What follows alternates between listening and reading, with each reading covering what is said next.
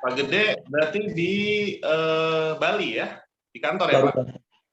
Iya, dari roadshow dari tanggal 2 sampai 9 dari Jawa Timur sampai Banten. Oh, di Banten kemarin datang berarti, Pak ya? Iya, harus melantik kan. Oh, iya, iya, iya, iya. Saya waktu Musda Jabo, Pak, itu saya kan dari Jabo, kemudian jadi DKI, tapi kemarin saya pindah ke Jabar, Pak. Jabar. Ya, di Jabar. Kang Irfan juga, minggu lalu kita rakerda ya, Pak? Ya, Ya, Alhamdulillah ada di sisa kepengurusan, insya Allah, Pak. Nanti ada program-program yang bisa kita laksanakan ya, Pak. iya, kemarin kan sudah saya kasih masukan. Ya, cari solusi lah. Kan banyak masalah. Pasti di mana-mana ada. Oh, Itu iya, Pak. Iya, di Jabar seperti itu. Tapi akhirnya udahlah. Makanya bisa rakerda jadinya kan. Duluan loh Jabar rakerda. Oh, iya, iya. Yang lain masih pemusda. Ini Jabar udah rakerda nih. Udah lewat musda. Ya. Iya, iya, iya, iya, iya, iya. Baik, satu jalan aja, nanti mudah-mudahan ada lagi yang masuk. Di sini saya juga mengucapkan selamat datang teman-teman semua. Memang tema pada sore hari ini kita mau arahkan ke isu tentang pariwisata, karena saya sendiri juga punya background di pariwisata. Dan selamat datang juga untuk narasumber kita yang sudah berkesempatan hadir pada sore hari ini. Ada Pak Igede Susilo Wisnawa, juga ada Ibu Meta Anneke Putri. Pak Gede ini adalah Ketua Umum Insan Pariwisata Indonesia, salah satu asosiasi pelaku wisata di Indonesia. Dan Ibu Meta ini adalah marketing eksekutif di The Kaliurang Resort Yogyakarta. Saya udah pernah coba. Iya, ya. Tapi vouchernya belum ini, Mbak. Oh iya, nanti ya. Saya belum dikirimin alamatnya soalnya. Siap, siap, siap. Teman-teman yang lain di sini juga ada Kang Irfan. Aduh, Kang Irfan, ya. Kita ketemu terakhir minggu lalu di Bandung. Selamat sore, Kang Irfan.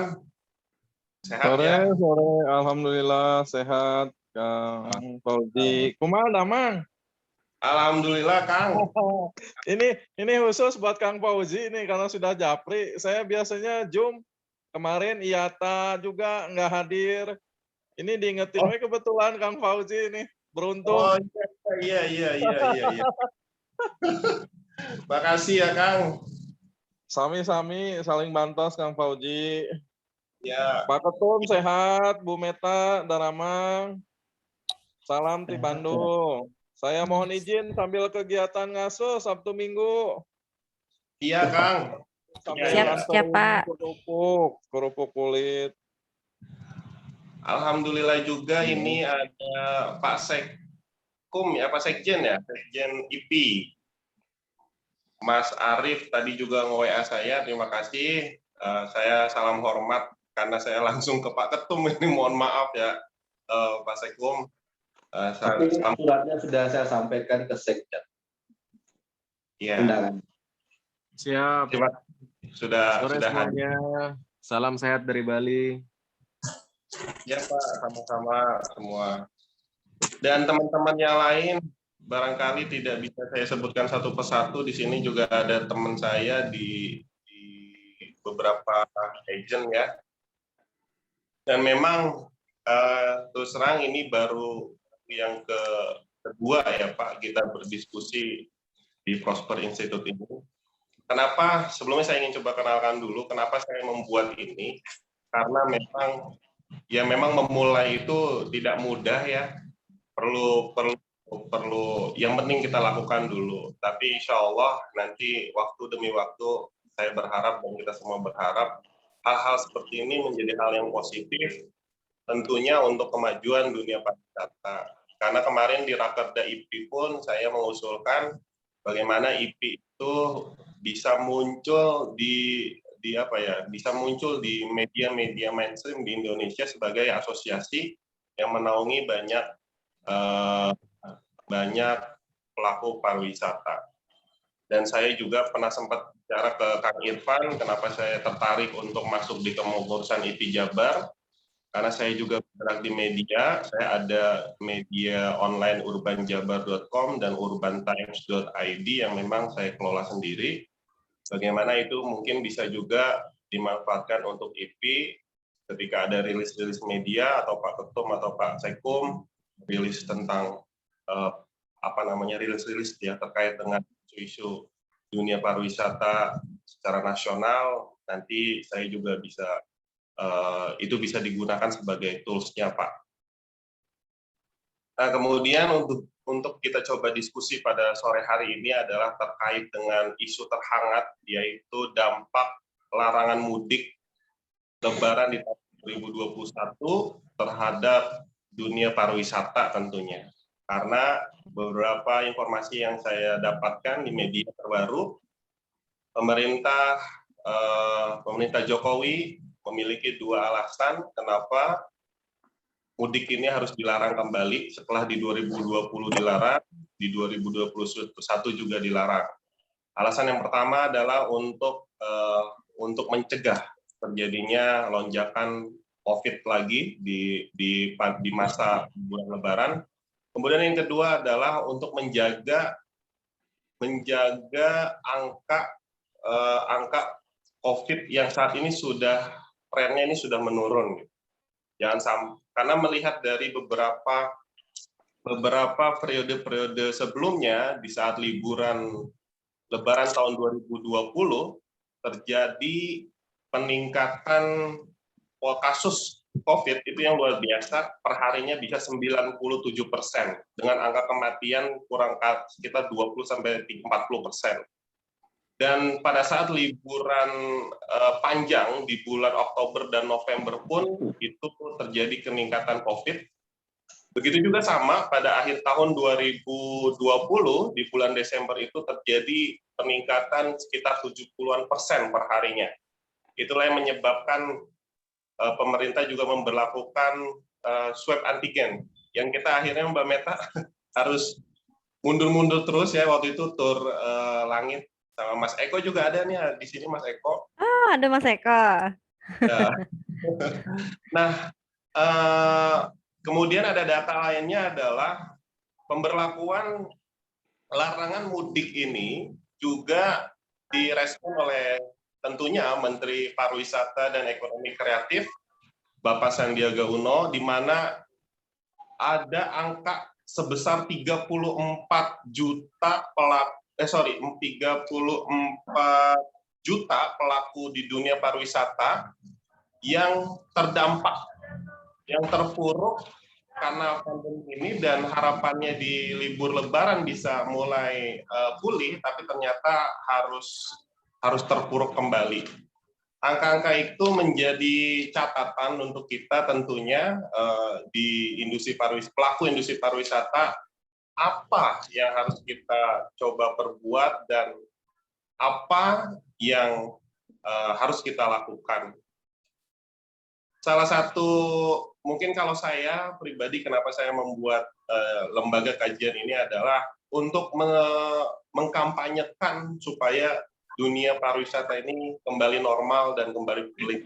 Itu teman-teman semua peserta audiens diskusi pada sore hari ini. Nah, untuk pertama saya ingin meminta tanggapan ataupun pernyataan terkait kondisi dampak liburan terhadap dunia pariwisata ini. Yang pertama ada dari Ibu Meta sebagai pelaku di dunia pariwisata, sebagai marketing eksekutif di The Kaliurang Resort. Mungkin sekitar 15-20 menit, dipersilakan Bu Meta. Baik, terima kasih untuk Mas Fauzi atas undangannya.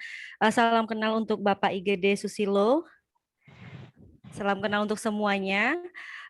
Saya Meta, sales eksekutif dari dari The Kaliulang Resort terkait larangan untuk mudik di 2021 ini sangat berdampak sekali ya untuk pariwisata di Indonesia, khususnya itu Bali, kemudian Yogyakarta.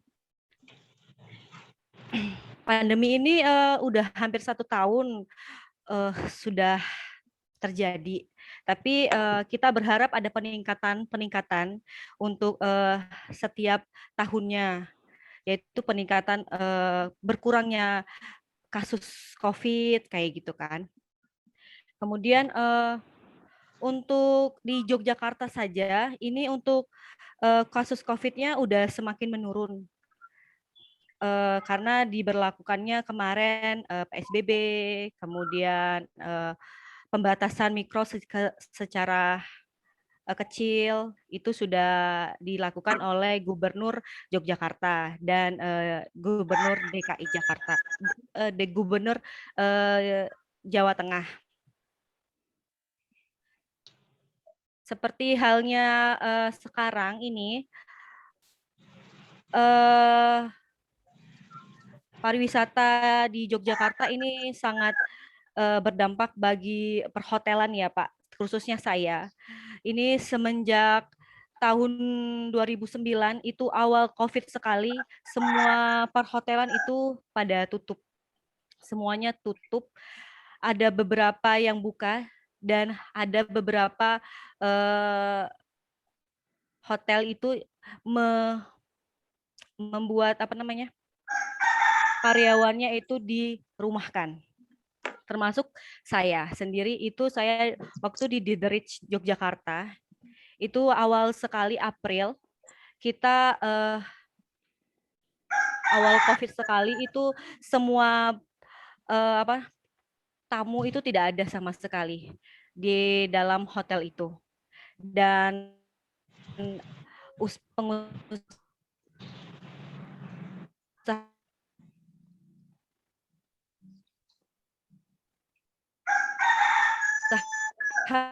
pengusaha juga semakin untuk karyawan-karyawan cut, kemudian dialihkan 50% itu karyawan hotel itu dirumahkan dan menjadi pengangguran.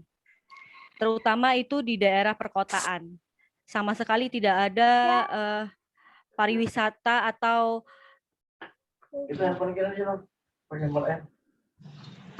dari sektor pengunjung di daerah-daerah. Biasanya kan kalau untuk Yogyakarta itu pengunjungnya kan dari Sumatera, kemudian dari seluruh Indonesia untuk berlibur. Tapi sekarang untuk di Yogyakarta sendiri itu sama sekali tidak ada yang dari luar kota, hanya untuk staycation saja. Dan sampai sekarang saat ini juga untuk pariwisata juga ada peningkatan di tahun kemarin. Mungkin tahun kemarin itu di 30%-an lah. Tapi sekarang untuk pariwisata Indonesia udah hampir bangkit 50%. Sudah saya lihat mungkin 50%-an untuk yang mau staycation, udah mau liburan lagi, itu udah 50%-an. Seperti yang kemarin Januari itu sebenarnya kan ada pembatasan untuk orang luar ke Yogyakarta. Tapi kita ada protokol kesehatannya untuk tamu-tamunya kayak gitu. Jadi harus ada swab antigen, kemudian masker juga harus dipakai. Itu kita edukasi untuk tamu-tamu dari luar kota. Seperti itu.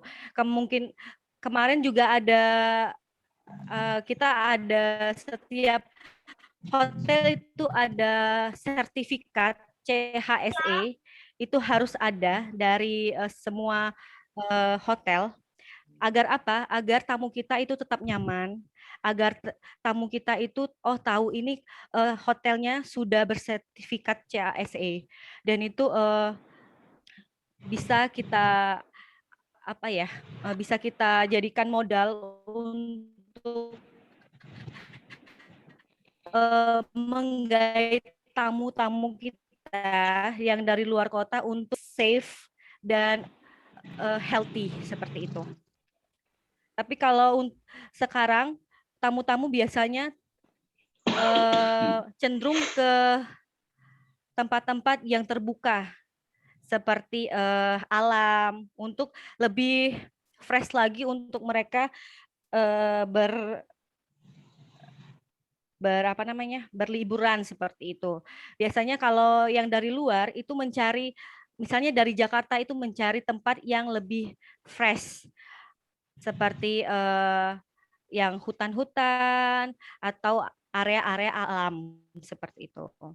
Kalau untuk daerah kota itu emang sedikit ada pembatasan dari gubernur atau dari Sultan sendiri, karena kalau untuk area Malioboro itu ada pembatasan, harus steril. Jadi untuk hotel-hotel yang ada di area kota itu emang sedikit cenderung sepi, dikarenakan pemerintah itu lebih ketat untuk mengatur semuanya. Contohnya itu dari Pol PP. Kalau setiap ada keramaian pasti akan diberhentikan dan itu akan diperiksa sama Pol PP, kemudian polisi seperti itu. Karena kalau ada keramaian seperti itu, jadi pemerintah itu menganggap ada kerumunan. Padahal orang yang udah ke Jogja itu pasti dia sudah swab, kemudian antigen juga sudah seperti itu. Jadi dia sudah self reminder sendiri gitu loh. Jadi dia tahu dirinya sendiri kalau dirinya itu sehat seperti itu. Tapi kalau untuk sekarang daerah kota itu Malioboro dan 0 km itu emang masih sedikit sangat dibatasi untuk pengunjung-pengunjung di daerah luar kota. Sekarang ini kebanyakan yang staycation atau daerah-daerah Jawa saja, daerah-daerah Yogyakarta. Kalau untuk daerah-daerah luar kota itu masih belum diterima sama pemerintah. Karena mereka suka banyak yang tidak tidak memberikan surat kesehatan seperti itu, suka tidak memberikan swab antigen kalau untuk di daerah Malioboro. Dan sekarang itu untuk pelaku wisata sudah semuanya untuk di daerah Yogyakarta itu sudah divaksinasi. Sudah divaksinasi untuk pelaku wisatanya. Jadi untuk tamu-tamu dari luar kota atau itu sangat aman sekali bagi tamu-tamu yang ada di luar kota maupun di kota Jogja sendiri. Karena sebagian dari Yogyakarta itu sudah divaksinasi oleh pemerintah. Jadi kalau untuk larangan Lebaran ini mungkin sangat berat ya bagi insan pariwisata atau perhotelan di Yogyakarta, karena kita berharapnya itu banyak tamu yang akan mudik ke Yogyakarta, berharap hotel-hotel di Yogyakarta itu akan terisi, akan penuh. Tapi untuk saat sekarang aja itu 50% itu tidak ada peningkatan. Contohnya saja untuk sekarang itu kemungkinan okupansi sekarang hanya tergantung dari staycation saja. 5% sampai 10%. Dari grafik yang saya lihat juga dari contohnya dari hotel saya sendiri itu untuk Lebaran pun belum ada reservasi dari pemudik-pemudik atau dari luar kota juga. Masih 10% kita berharapnya itu sudah hampir 50%, tapi untuk sampai saat ini kita masih di bawah standar. Seperti itu Pak Fauzi. Oke, Mbak Meta, terima kasih. Jadi info terbaru itu sampai hari ini yang sudah booking di hotelnya Mbak Meta itu masih jauh dari target biasanya ya Mbak ya? Iya, kita biasanya itu udah 50%-an ke atas ya untuk untuk Lebaran. Tapi untuk sekarang kita masih 10% dan saat ini okupansi masih zero kalau untuk bulan puasa ini. Oh iya iya. Saya ada pertanyaan sama Mbak Meta, tapi mungkin nanti ya setelah sesi dari Pak Gede menyampaikan presentasi lah seperti itu. Jadi nanti ya Mbak ya. Saya langsung aja ke Pak Gede. Jadi selamat datang buat teman-teman yang sudah menyempatkan waktunya hadir pada diskusi pada sore hari ini. Untuk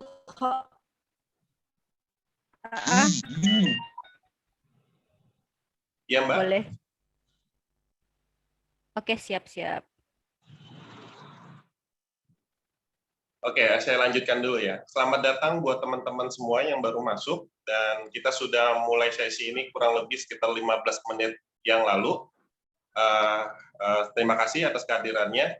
Untuk berikutnya adalah tanggapan atau penyampaian dari Pak I Gede Susila Wisnawa selaku Ketua Umum Insan Pariwisata Indonesia, salah satu asosiasi pelaku pariwisata di Indonesia yang saat ini juga sedang terus naik namanya nih. Silakan Pak Gede, dipersilakan Pak untuk menyampaikan sekitar 15 sampai 20 menit terkait tema kita pada sore hari ini, Pak. Ya. Ya. Ya, sebelumnya saya juga Om Swastiastu. Assalamualaikum warahmatullahi wabarakatuh. Salam sejahtera kita semua. Om Namo Buddhaya. Salam. Ya, terima kasih atas waktunya Pak Fauzi yang sudah kesempatan kami sebagai narasumber. Ini sebagai Ketua Umum IPI, ucapkan banyak terima kasih atas kesempatan ini sehingga bisa membuka wawasan untuk semua anggota IPI juga. Salam kenal Bu Meta, semoga saya bisa ke Dekaliurang mungkin ya besok-besok. Ya oke, saya lanjut aja dengan temanya. Ya karena akibat mudik ini yang dilarang, secara moral mungkin kita per person dulu, per orang, artinya perpindahan orang dari tempat bekerja ke asal ini kan tidak diizinkan kan begitu ya.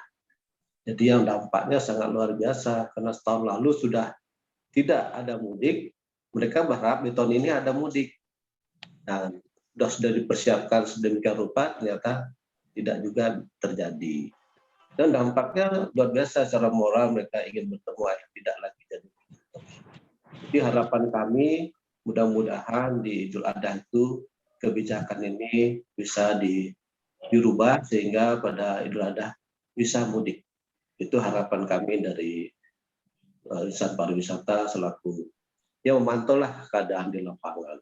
Contohnya seperti transport yang sudah di-booking oleh instansi mungkin untuk mudik tahun ini, ya di-cancel juga.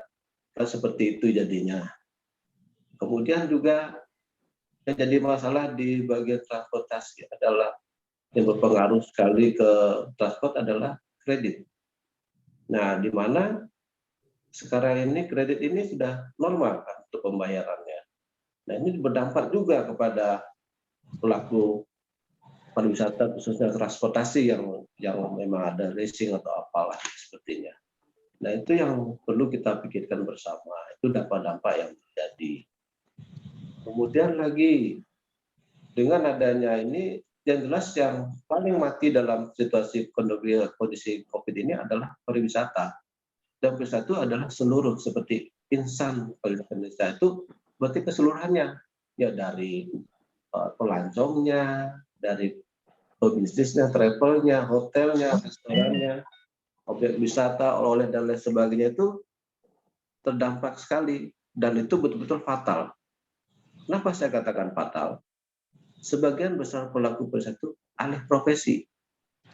Ada yang jadi petani, penjual, akhirnya mereka hanya bisa bertahan hidup aja untuk sementara.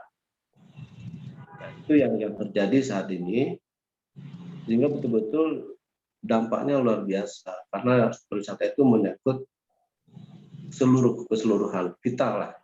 Itu menyangkut UMKM juga. Jadi perekonomian semua.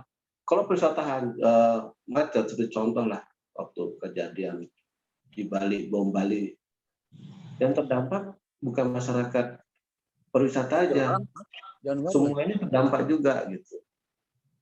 Jadi sampai ke motor kah? Seperti itulah Pak. Jadi itu yang kami pantau sebagai pelaku pariwisata. Dengan adanya larangan mudik ini, dampak yang diterima oleh pariwisata itu betul-betul terasa sekali, benar-benar menyentuh itu. Jadi perekonomian terganggu. Jadi mereka berharap dengan adanya mudik Lebaran tahun ini, berarti mereka akan mulai bangkit kembali, apalagi sudah ada vaksin yang sudah diberikan. Dan juga untuk mengingatkan kembali, kami selaku pelaku pariwisata dari Organisasi Insan Pariwisata Indonesia (IPI) juga sempat menandatangani kesepakatan penggunaan genus itu. Dan genus itu ternyata ya dari segi kuantitas ya memenuhi standar sekali, kurang lebih 90% akuratnya itu, dan nilainya tidak mahal. Ya itu ya yang terjadi. Nah, makanya kami waktu itu ikut menandatangani. Ya, salah satulah kita ikut menandatangani. Jadi itu untuk kedepannya IPI bisa dikenal di dunia pariwisata Indonesia pada umumnya. Jadi itu yang bisa saya sampaikan untuk sementara ini masalah larangan mudik ini. Dampaknya adalah seluruh komponen pelaku pariwisata terdampak fatal ya. Jadi sudah nggak bisa bergerak lagi. Karena kita berharap di bulan suci Ramadan ini, artinya di Lebaran ini, lihat perekonomian akan bangkit dengan adanya perjalanan wisata atau mudik gitu kan. Ya, ternyata ini dilarang ya, pengaruhnya ya luar biasa. Ya dari kami itu aja dulu, mungkin nanti ada berkali-kali. Terima kasih. Ya. Terima kasih Pak Gede penyampaiannya terkait dampak dari larangan mudik tahun 2021 ini terhadap dunia pariwisata. Saya ingin kembali ke Mbak Meta dulu ya, sebelum nanti kita buka sesi ke teman-teman semua yang ingin bertanya.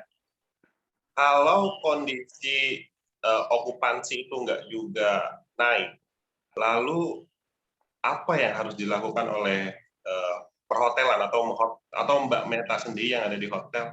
Strategi apa yang harus dilakukan gitu Mbak? Apakah memang harus sama kayak saya misalkan ya sudah karena open trip internasional nggak jalan, ya kita tutup dulu. Kalau hotel kan nggak juga harus ditutup kan Mbak? Harus gimana Nggak Mbak? bisa.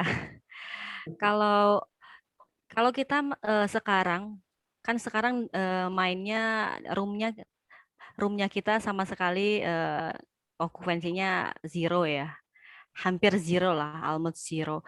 Itu kita mainnya di food. Kita punya restoran juga. Jadi kita mainnya di restoran juga. Kita up kembali untuk makanan-makanan kita. Kita juga buka di Grab juga. Kita usaha banget sih untuk perhotelan sekarang. Jadi kita buka makanan di Grab, di GoFood, kemudian kita juga tawarin kepada corporate kalau kita punya makanan yang buat arisan kita juga bisa. Jadi kita naikin bangketnya kalau bisa kayak gitu. Kalau untuk roomnya kita nggak bisa, ya bangketnya sekarang. Biar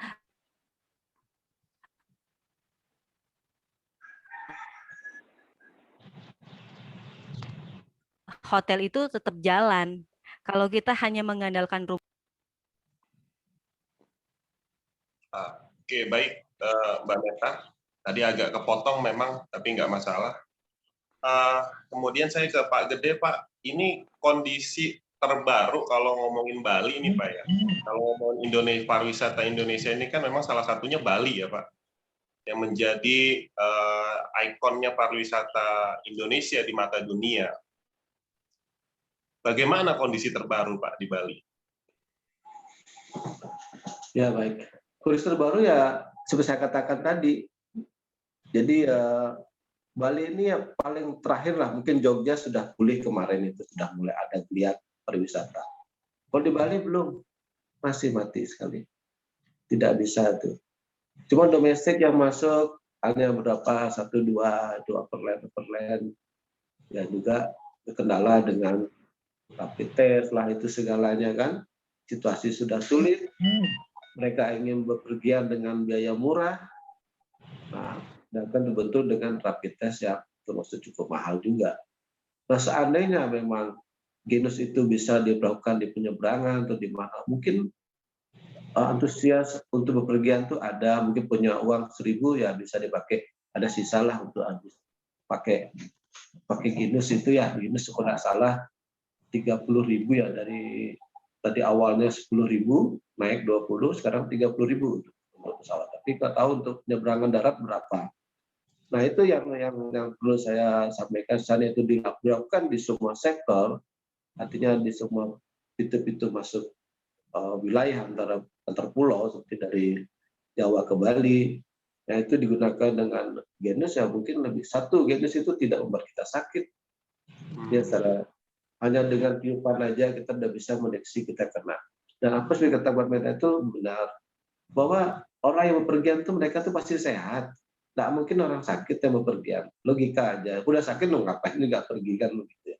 Nah itu bagian-bagian yang memang sih kita harus ikut aturan pemerintah bahwa protek itu benar. Tapi ya harus dipilah-pilah juga sebatas mana. Terutama Bali ini dikatakan kehidupan masyarakat Bali itu ya 90% dari pariwisata. Sudah pasti dampaknya sangat luar biasa sekali. Seperti saya katakan tadi, akhirnya pelaku itu banyak alih profesi. Dan saya khawatirkan mereka asik di profesi yang baru, makanya nanti bisa nggak jadi di pariwisata lagi dia. Kita sudah asik di sana kan, bercocok tanam lah, apalah. Ya, seperti itu yang terjadi. Jadi semua itu akhirnya disinilah peran dari kami seluruh pengusaha seperti pariwisata ini saling membantu, seperti guide-guide yang dia jualan apa sembako ya, telurnya kita beli dari mereka, ya mereka bisa jalan. Ada yang jualan tisu ya, seperti itulah. Sampai juga ada yang bertani, jualan apalah, jadi ya itu yang terjadi. Jadi pada saat mereka tidak pernah mengambil pekerjaan itu yang diambil demi bertahan untuk hidup saja. Nah itu yang kita kasihani dari situasi seperti ini, itu yang terjadi di Bali. Tapi untuk saat terakhir ini, dengan adanya dibukanya pintu untuk domestik ke Bali, ya walaupun sudah dibuka, tapi tamunya belum ada banyak datang ke Bali kan gitu ya, karena situasi dan kondisi yang juga tidak memungkinkan. Jadi ya, sekali lagi saya katakan dampak untuk pariwisata di Bali luar biasa, paling terpuruk. Saya bilang dapat terpuruk di Bali dibandingkan Jogja. Jadi barometer saya anggap ini barometer untuk pariwisata itu segitiga emas, saya katakan itu adalah Bali, Jogja, Lombok. Lombok masih ada. Ya malah Balinya ini yang jadi agak lebih parah. Ya itu aja dari saya. Kalau ini Pak, kalau kita lihat belum lama ini juga kan ada Menteri Pariwisata itu ke Bali ya Pak ya. Ya. Nah, kemudian ada statement yang mengatakan bahwa akan berupaya semaksimal mungkin.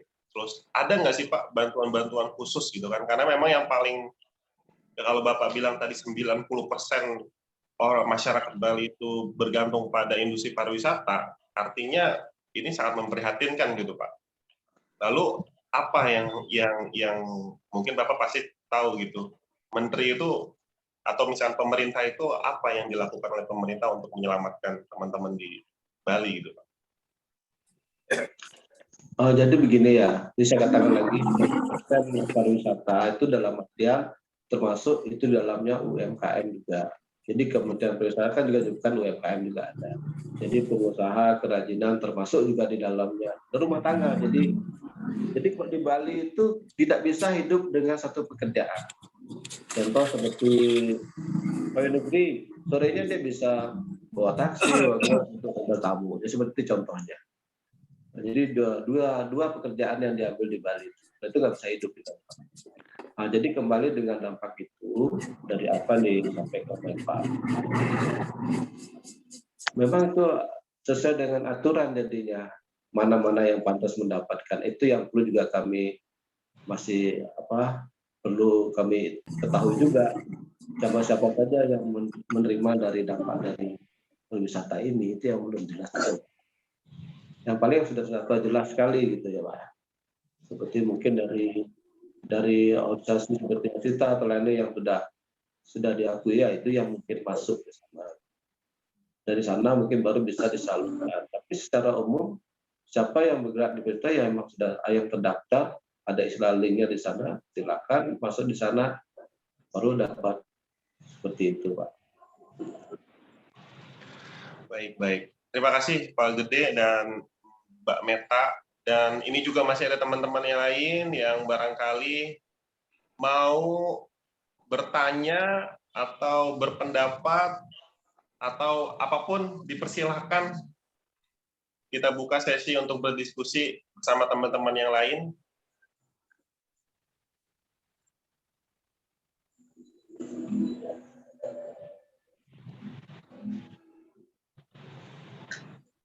Silakan, ada.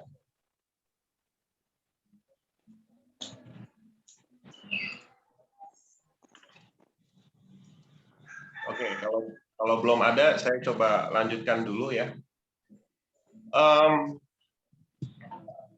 Ini Pak, jadi kalau saya boleh tangkap ya, artinya dengan kondisi pemberlakuan larangan mudik ini, kita sebagai katakanlah insan pariwisata ya sudah pasrah sementara sambil menunggu momen-momen berikutnya seperti itu ya. Kalau saya bisa buka di sini ya. Kalau dibilang pasrah, secara umum ya kita pasrah, tapi di insan pariwisata Indonesia itu tidak.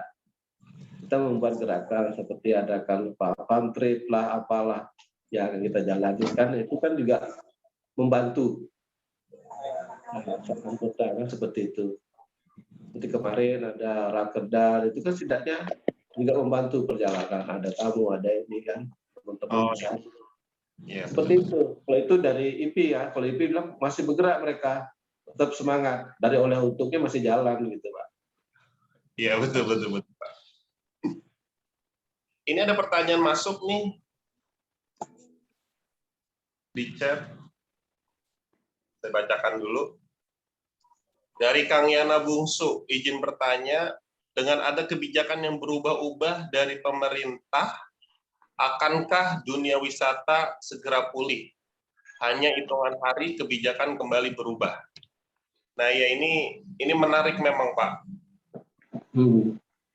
Menarik, Mbak Meta juga ya barangkali nanti bisa memberikan tanggapan bahwa saya juga merasakan ya Pak, ketika kita berharap di 2020 itu ada momen akhir tahun. Kemudian banyak juga teman-teman yang info sudah ada bookingan masuk, sudah ada permintaan, bahkan sudah ada yang DP dan lain sebagainya. Tapi ketika pemerintah mengeluarkan kebijakan atas dasar pencegahan COVID, waktu itu ada swab antigen ya. Itu praktis banyak sekali yang mundur untuk berlibur di akhir tahun. Akhirnya apa? Kita kembali sebagai pelaku pariwisata menjadi tanda kutip korban. Kemudian selanjutnya kita juga berharap di Lebaran ini kan sebetulnya ketika tidak ada larangan mudik, kita berangan-angan bahwa dunia pariwisata akan sepenuhnya normal nih Pak. Walaupun mungkin persentasinya masih ada sekian persen yang belum, karena vaksin belum selesai. Tapi dengan adanya mobilisasi masyarakat dari kota ke daerah, dari daerah ke kota, itu nanti akan ada aktivitas liburan, sehingga masyarakat melihat, oh ya sudah normal.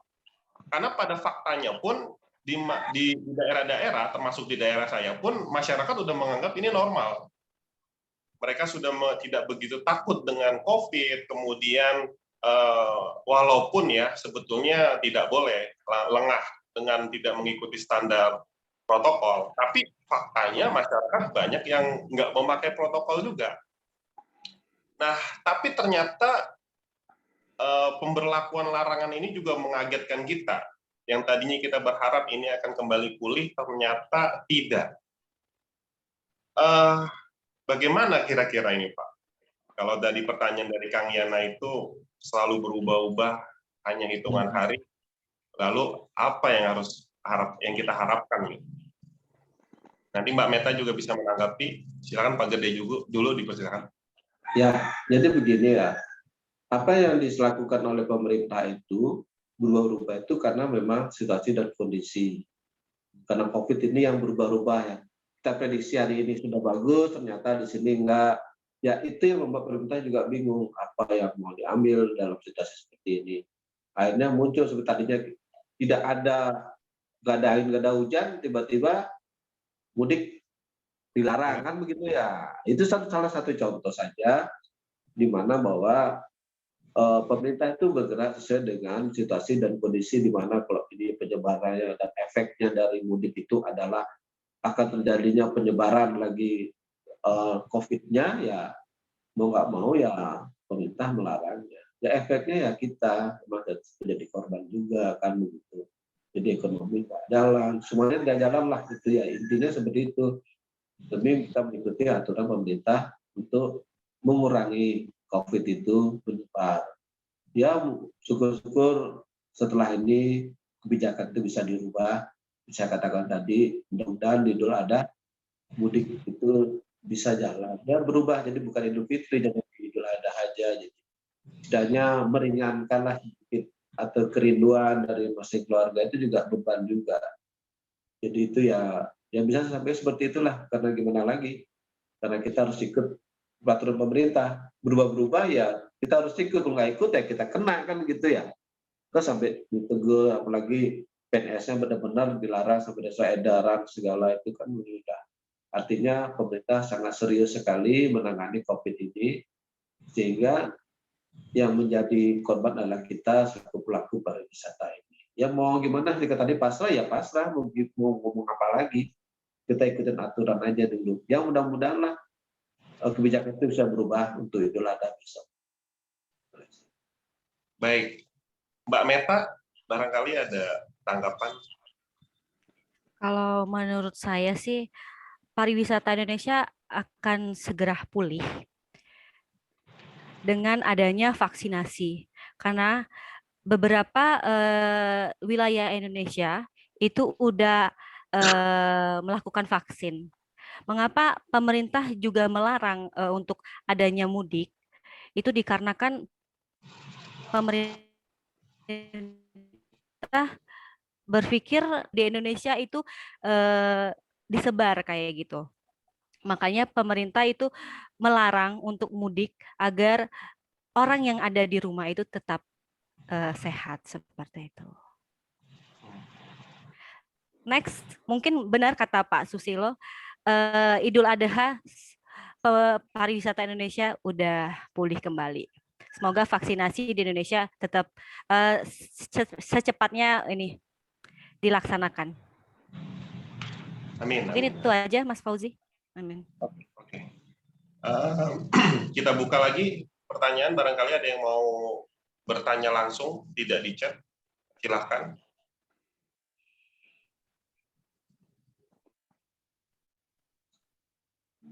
Wah, ada Bang Sopi ini dari DKI. Assalamualaikum Bang Sopi. Ada Sultoni juga.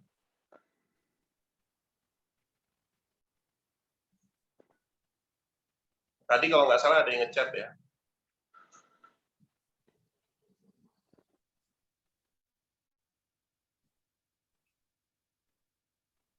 Harusnya pejabat yang berwenang tidak usah terburu-buru memberi statement yang akan membuat masyarakat kecewa. Harusnya Bapak-Bapak Menteri lebih bijak memberikan kebijakan. Ya, ya Kang Yana, tadi juga udah dibahas. Apapun peraturan dan kebijakan yang dibuat pemerintah, semoga tidak ada standar ganda dalam penegakan aturan dan kebijakan. Oke. Iya, tadi saya mendengar Mbak Meta bilang masalah vaksin ya. Tentu ini juga tidak bisa kita lupakan bahwa vaksin juga menjadi harapan kita sebagai pelaku industri pariwisata.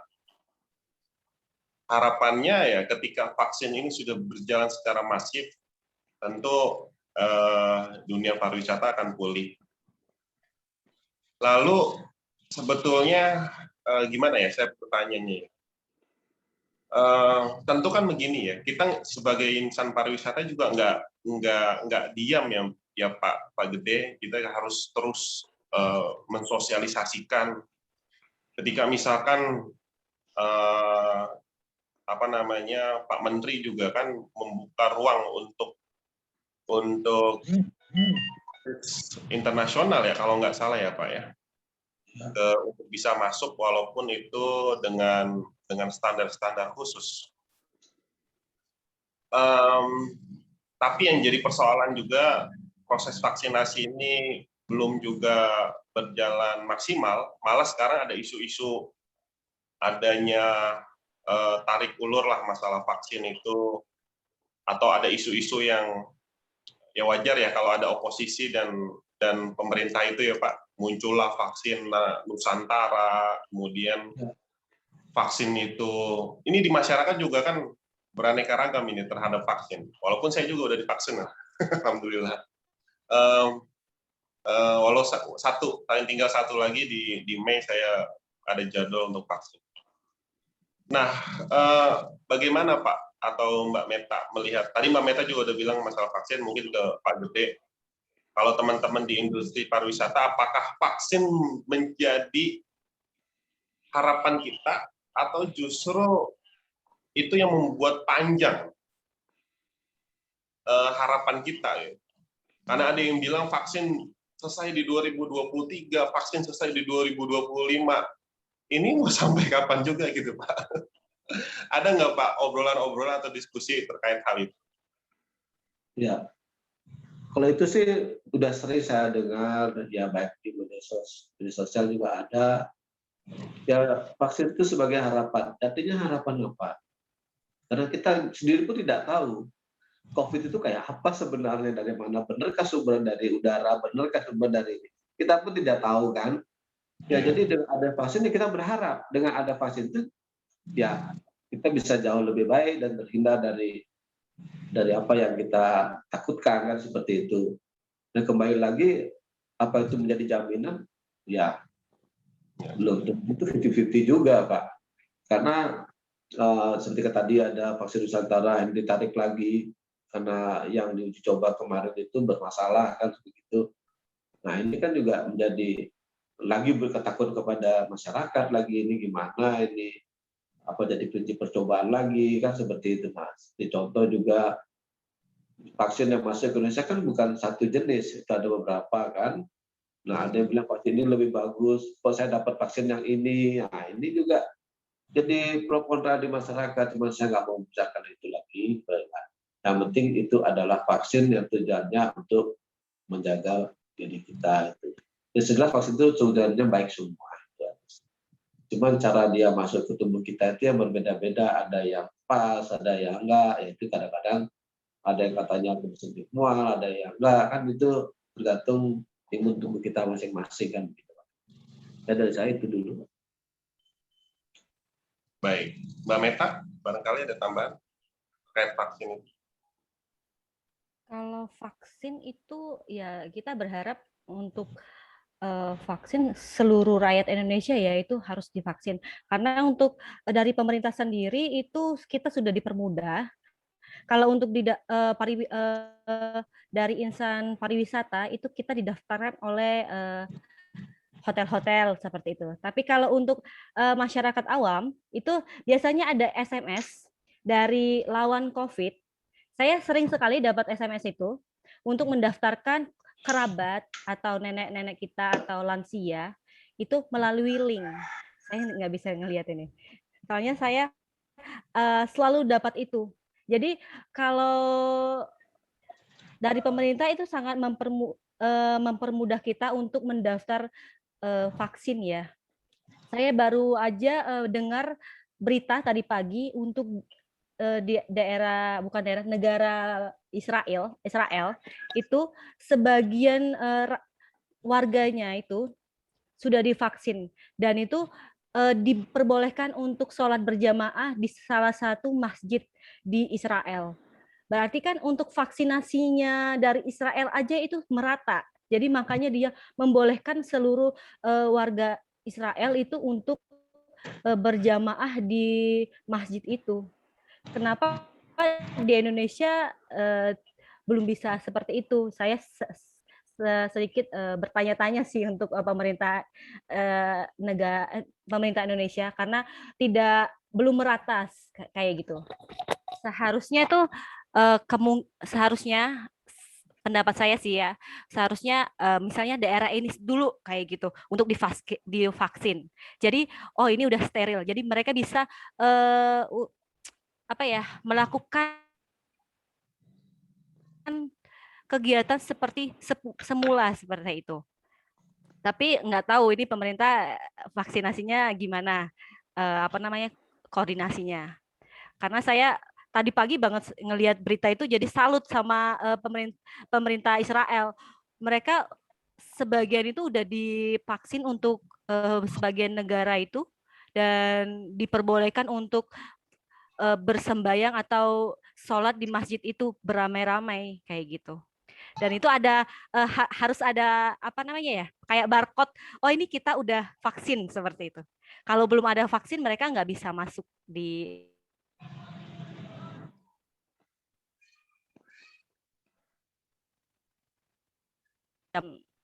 hal di masjid itu kayak gitu, Mas Fauzi. Oke, baik. Terima kasih Mbak Meta. Masih kita buka, barangkali masih ada yang ingin bertanya. Ya, silakan Pak Hendro. Baik, terima kasih Mas Fauzi atas waktunya. Saya sih menilai gini, kebijakan larangan mudik pemerintah ini, saya menilai ini kebijakannya juga kebijakan yang nanggung lah menurut saya. Gitu. Kenapa nanggung? Karena kita belajar dari yang lalu saja, walaupun kita dilarang untuk melakukan mudik, toh kita bisa mudik juga gitu.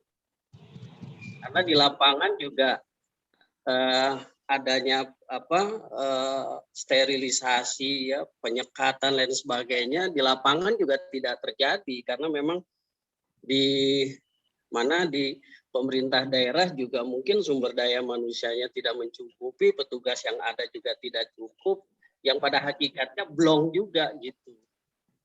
Nah, saya sih menilai kan tahun lalu juga kita sudah dilarang mudik, toh faktanya bisa lolos. Saya sih berpendapat bahwa sebaiknya sih ya nggak usahlah dilarang lagi aja gitu, dilepas aja. Cuman memang kontrol yang tadi disebutkan bisa dilakukan pemerintah gitu. Kan ujungnya kan adalah pengendalian dari COVID. Kan kita sudah vaksinasi, sudah berjalan. Kemudian juga saya kira bahwa pemerintah ini cukup berhasil juga mengendalikan laju COVID sekarang ini gitu. Nah, makanya saya berpendapat bahwa ya sebaiknya mudik ini dilepas saja gitu. Saya juga belajar dari misalnya larangan kemarin tahun lalu liburan akhir tahun ya, liburan akhir tahun. Saya juga bisa juga sampai Jogja saya akhir tahun gitu. Katanya harus diminta surat rapid ya, di mana di hotel, saya masuk hotel nggak diminta juga gitu.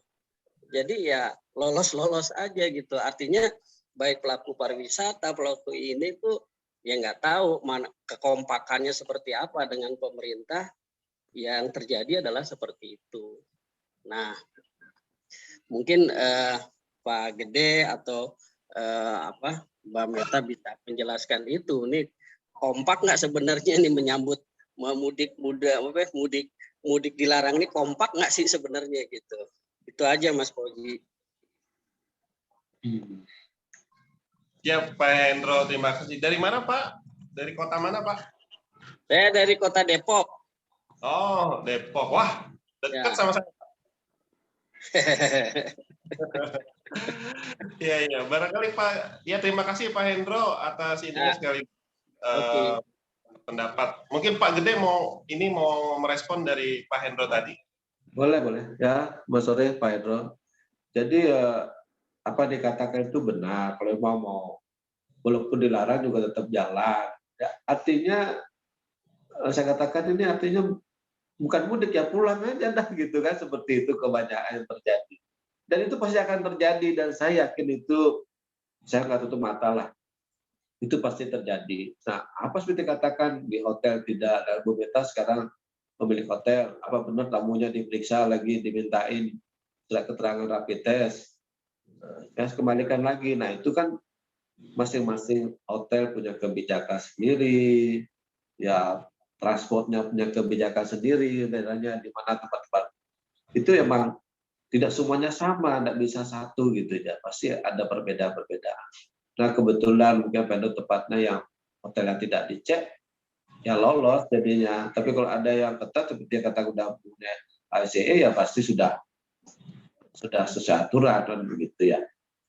Nah dari itu kami cuma mengimbau bahwa yang mudah-mudahanlah kedepannya ini di Idul Adha ini kebijakan itu bisa dirubah biar bisa mudik. Tapi kalau sekarang pun tidak, sekarang dikatakan tadi dilepas saja, nanggung katanya ini, ya pada dasarnya udah nekat pulang ya saya yakin mereka pasti akan pulang. Tapi nggak mudik namanya, apa pulang lah, apa istilahnya, nggak bisa makan lagi di sini, saya mau ke sini seperti kata kemarin. Ya banyak yang terjadi yang maaf saya nggak ingin menyebut yang itu. Jadi ya itu kembali ke diri kita masing-masing. Itu aturan pemerintah yang mana kebijakan itu untuk kepentingan kita bersama. Tapi kalau ada warga yang punya kepentingan juga dengan hal itu harus pulang, ya bukan mudik lah istilahnya, pulang ke kampung ya lain lagi ceritanya. Dan itu perjalanan itu pasti tetap ada. Nah cuma yang jadi masalah ini seperti himbauan pemerintah bahwa bus pariwisata yang melanggar aturan itu kan kena sanksi juga. Kecuali kita pakai mobil pribadi yang mungkin bisa kucing-kucingan di mana gitu ya. Di tahun lalu juga naik ke truk mobilnya dibungkus kan juga ada seperti itu kan. Nah, itu kita nggak nutup kemungkinan hal itu akan terjadi lagi. Itu yang kita khawatirkan itu akan terjadi lagi ya. Ya gimana pemerintah menyikapi itu sekarang pasti. Pada yang kegiatan sekarang ini efeknya sudah dibuktikan tidak. Itu ya aja. Mungkin dari pengalaman pemerintah tahun lalu ada yang seperti itu, mungkin sekarang kebijakannya kita nggak tahu apa yang akan diambil tindakannya kalau ada pelanggaran seperti itu. Ya itu aja. Baik, terima kasih Pak Gede atas tanggapannya. Mbak Meta mau menanggapi? Oh enggak, oke. Kita sudah di penghujung acara pada diskusi pada sore hari ini. Terima kasih buat semuanya. Mungkin terakhir closing statement dari narasumber terkait barangkali di sini juga banyak pelaku pariwisata karena memang saya japri itu teman-teman di IP juga banyak. Kemudian boleh juga Pak Gede juga memperkenalkan IP dan mengajak teman-teman yang belum join IP juga boleh, gitu kan. Buat Mbak Meta yang juga di hotel, barangkali mau mengajak teman-teman yang lain untuk datang ke Kaliurang juga boleh, gitu Mbak. Silahkan siapa dulu, mau Mbak Meta dulu atau Pak Gede dulu, persilakan.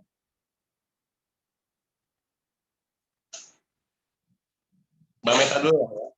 Silakan Mbak. Oke, terima kasih Mas Fauzi atas kesempatannya.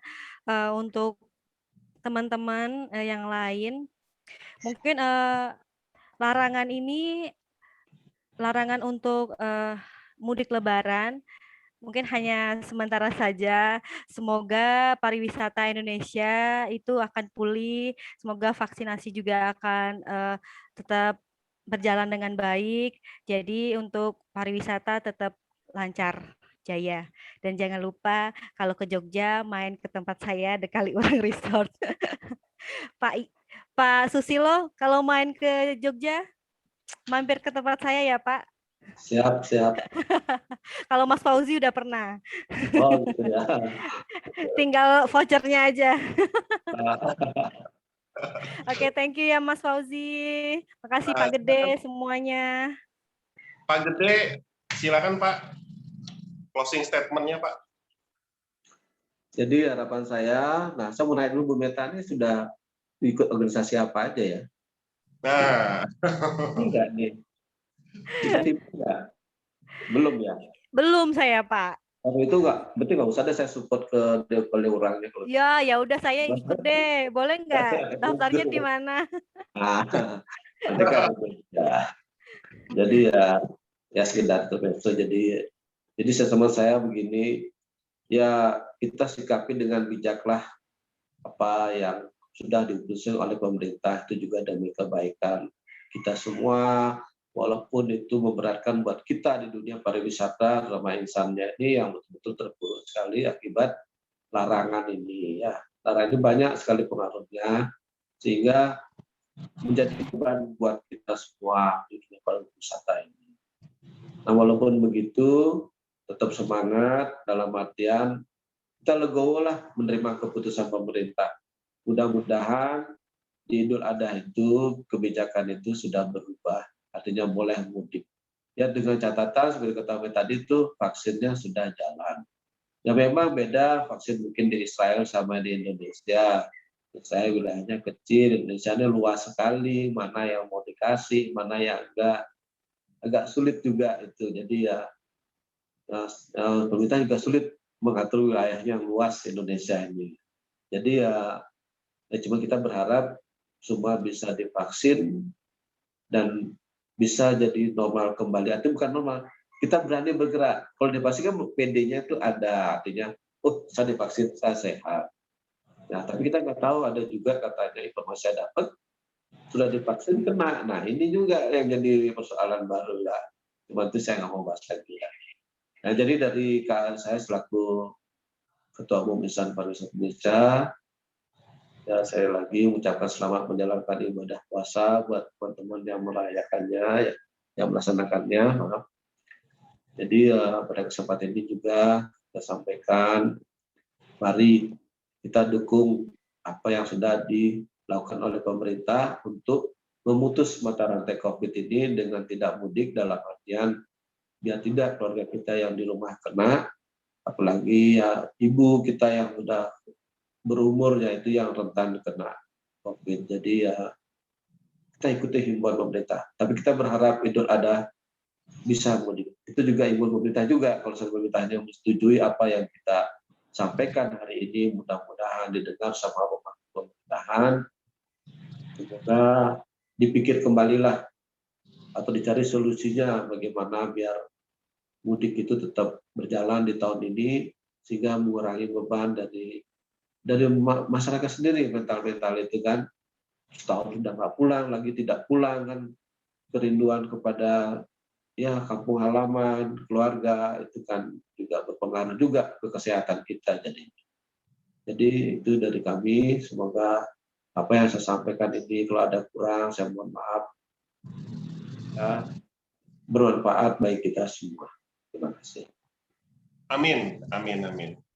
Jadi untuk sementara kita terima keputusan pemerintah untuk tidak mudik di tahun 2021 dan kita tetap berharap akan ada perubahan aturan di Idul Adha seperti itu ya Pak ya.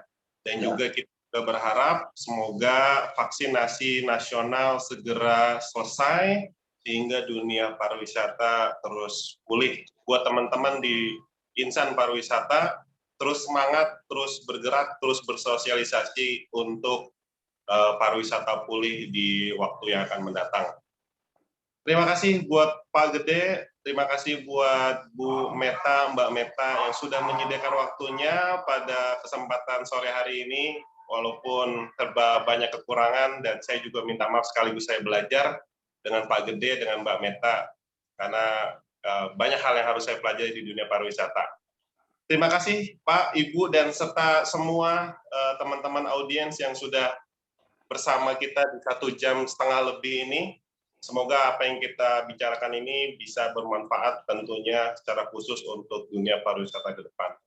Saya akhiri pada momen kali ini dengan, oh ya, satu lagi, Mbak Meta join IP, nanti Pak Gede datang ke Kaliurang. Minta DPD Jogjanya untuk menghubungi Bu Meta. Saya udah tanya, kata bosnya sudah tahu, ininya udah, Bu Metanya belum dikenal sama pengurus. Jadi cari biasa. Betul. Nanti DPD Jogjanya yang langsung ke Mbak Meta. Saya akhiri. Siap. Ditunggu Pak. Ya, tutup pada kesempatan kali ini dengan Assalamualaikum warahmatullahi wabarakatuh. Selamat sore dan selamat berbuka puasa. Selamat menjalankan ibadah puasa. Terima kasih semuanya. Terima kasih.